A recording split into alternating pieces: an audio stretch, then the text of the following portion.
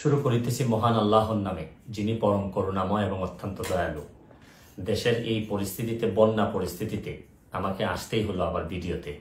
আমি সোশ্যাল মিডিয়ার মাধ্যমে যেভাবে দেখলাম যে এত পানি, বিশেষ করে আমি আমাদের এলাকায় দেখলাম যে 93 সালের পরে হবিগঞ্জে এত পানি খোয়াই নদীর উপরে কখনো হয়নি। কারণ একটা ভারত থেকে একটা ড্যাম এটা ছেড়ে দেওয়ার কারণে পানি আর কোনোভাবে কুলায় উঠতে পারতেছে না আমাদের নদী। এইদিকে আবার আমাদের দেখলাম যে ফেনীতে তো মানে শুধু বাড়ির ভিতরে ঢুকছে তা না, বাড়ির চালের উপর দিয়ে পানি যাচ্ছে।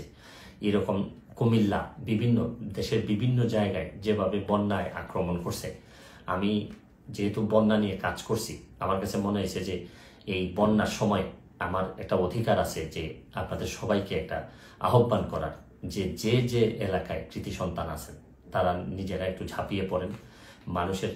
কারণ দূর থেকে বন্যা বলতে আমরা পানি দেখি, কিন্তু আপনি যদি কাছে যান, প্রতিটা পরিবার যে কি পরিমাণ কষ্ট হয়, কাছে গেলে বুঝতে পারবেন যে মানুষের কষ্ট। আমরা তো এমনি শুধু থই পানি দেখি, কিন্তু ভিতরে গেলে বোঝা যায় মানুষের খাবারের অভাব হয়, মানুষের পয় নিষ্কাশন ব্যবস্থার অভাব হয়, মানুষের স্যালাইন লাগে। সামান্য একটা স্যালাইন নিয়ে যেতে পারলেও অনেক বড় উপকার হয়।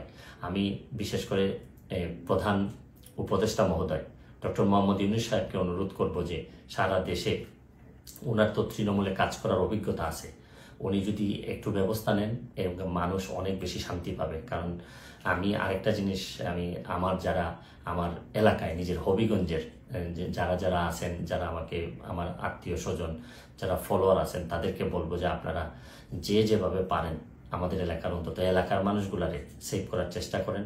আমার পক্ষ থেকে আমি যেভাবে পারি কিছু না কিছু সহযোগিতা করার চেষ্টা করব।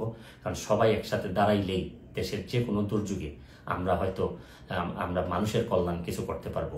আমরা বহু মানুষ আছি, হয়তো মানুষ একটু বিপদে পড়লেই কাজে আসতে পারি, হয়তো আমরা চেয়ে ঘুরে বেড়া না, আমরা হয়তো অনেক বেশি প্রতিবাদকারী না, বা সব জায়গায় দাঁড়ায় যেতে পারি না, অনেক লিমিটেশন নিয়েই মানুষ হিসাবে বেঁচে থাকি।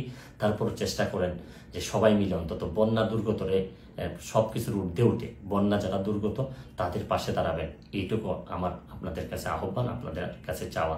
তারপর আমি একটা জিনিস বলি যে খুব খারাপ, এখনো আমাদের এলাকায় নদী ভাঙ্গন দেখা দেয়নি, নদীর চারদিকে পানি পড়তেছে।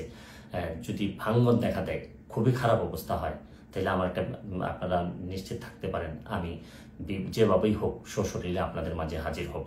আমি চেষ্টা করবো আমার সর্বস্ব দিয়ে যাদের জন্য আমি শপথ নিয়েছিলাম তাদের পাশে দাঁড়ানোর। ভালো থাকবেন, সুস্থ থাকবেন।